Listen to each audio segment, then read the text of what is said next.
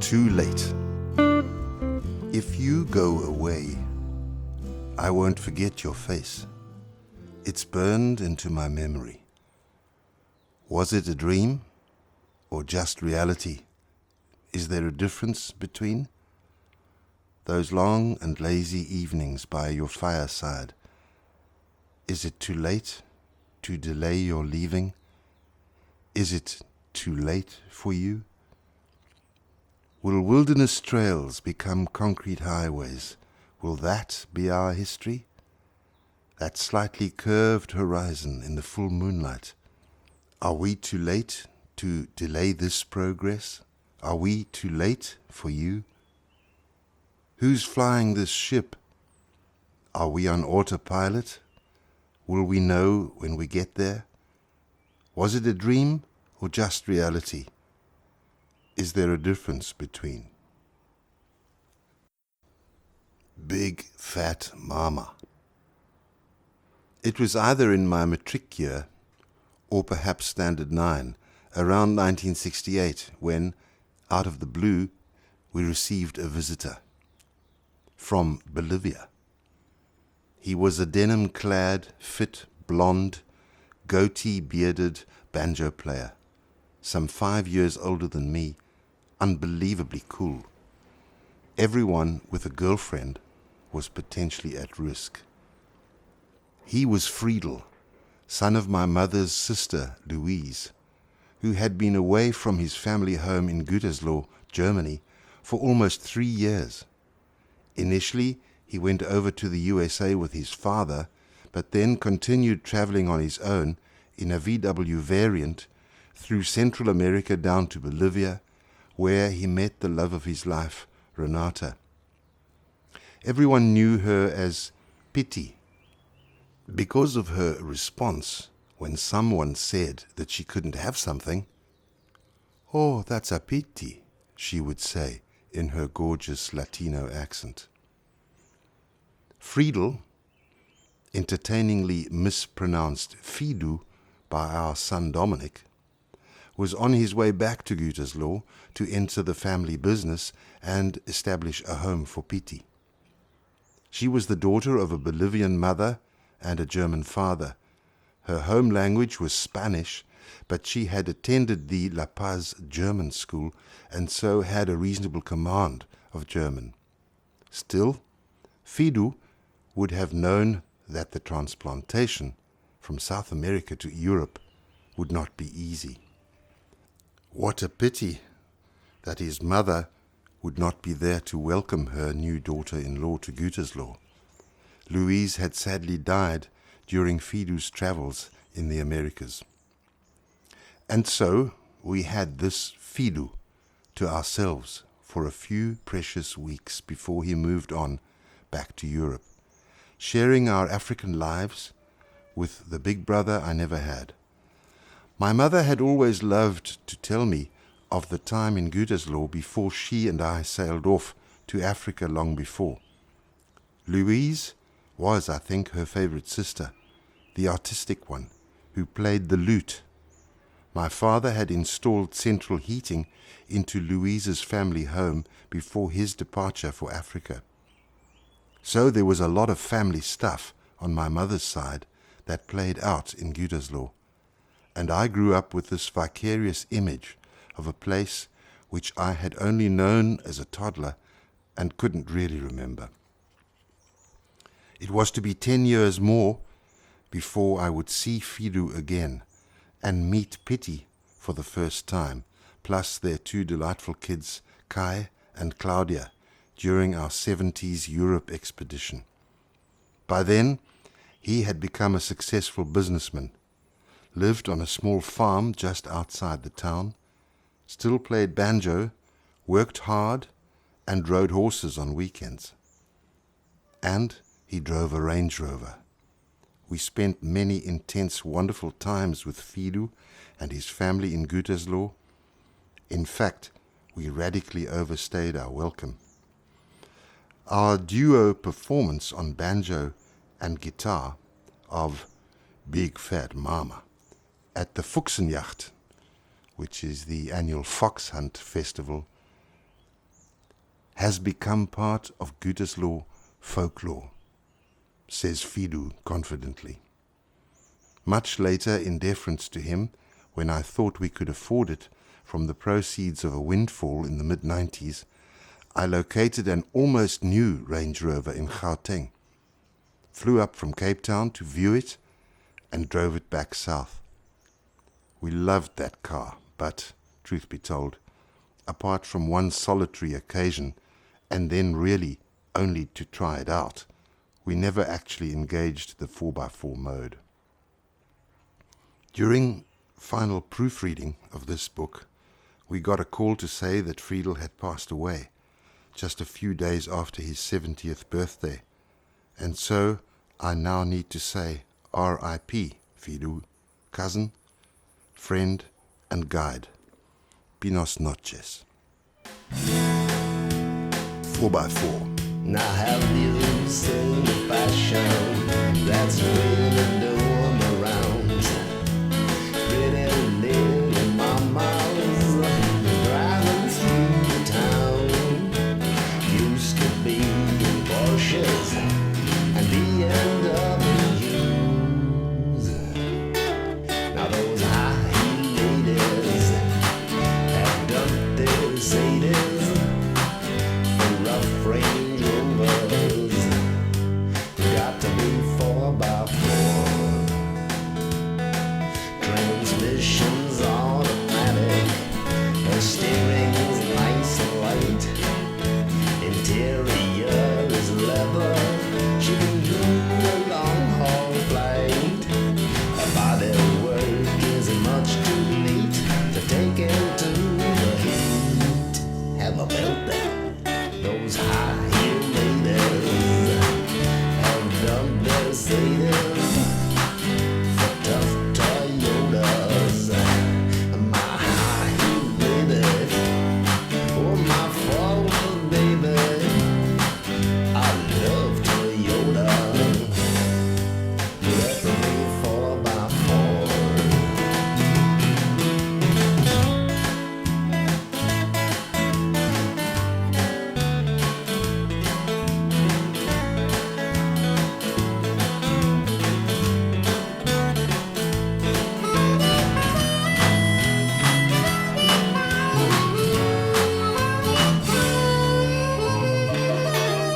Those high heel ladies have dumped their Mercedes for tough Toyotas. Got to be 4x4. We drive to Tanzania via Mozambique. When it's hell without a freezer, just forget about boutiques. Let's stick to city blazing and do it on the road. My little high heel lady. Cabin 39. Leicester, 1944. Stan Symington was 15 years old, and he played fiddle in a small dance band that sometimes entertained the American troops stationed there prior to the Normandy invasion. In fact, the Yanks loved it at the Symingtons. Mainly because of my older sister, says Stan. She was gorgeous and they adored her.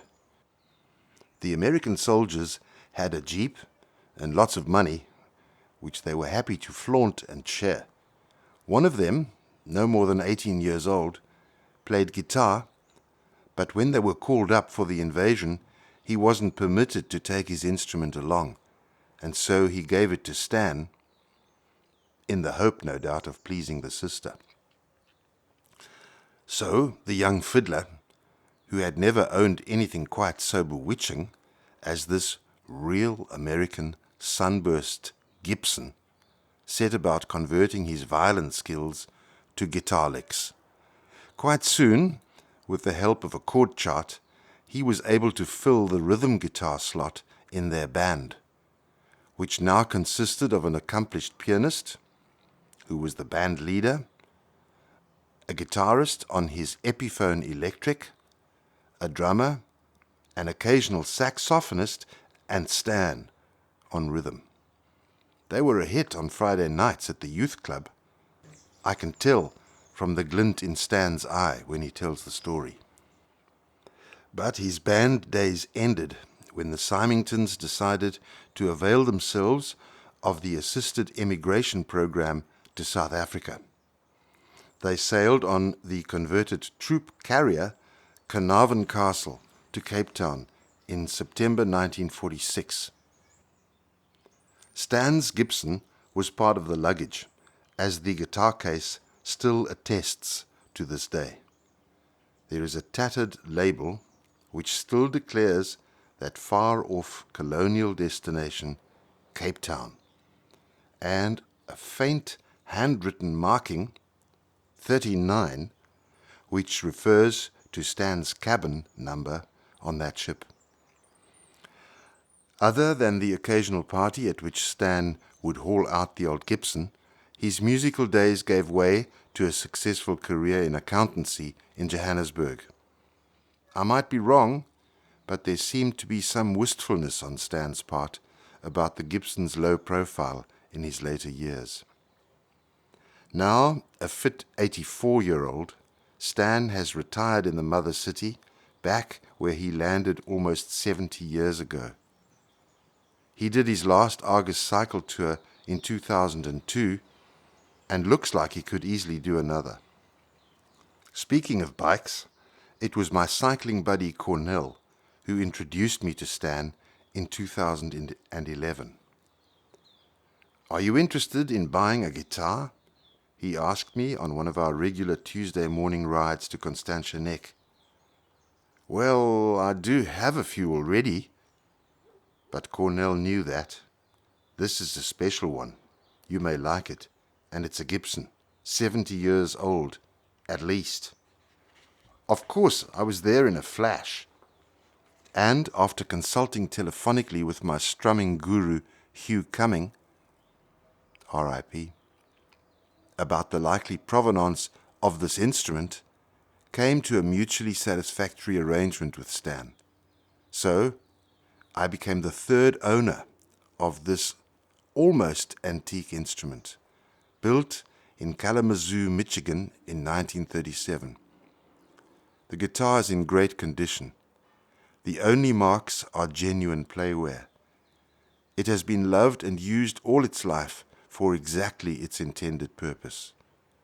All I did was restring, replace a few frets, adjust the bridge, and repair the case.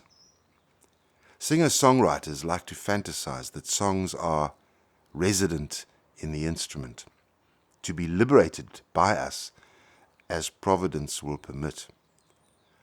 Well, there was an immediate ragtime instrumental in the Gibson for me, which I recorded just days after bringing her home.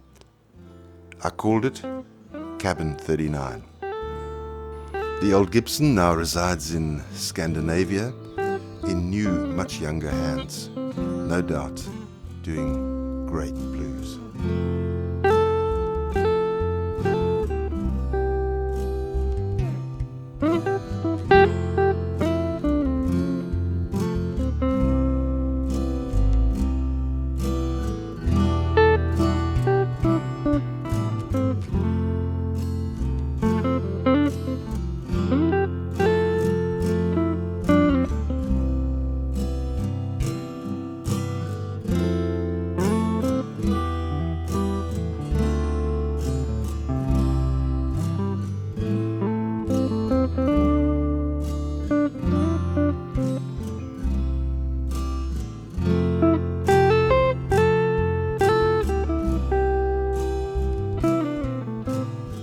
And I should clarify that this piece, known as PRS Sunset, is not played on the Gibson as you might have thought. It was played on my Paul Reed Smith hollow body gold top. No longer with me. I loved the guitar but not the gold top, so it has a new home.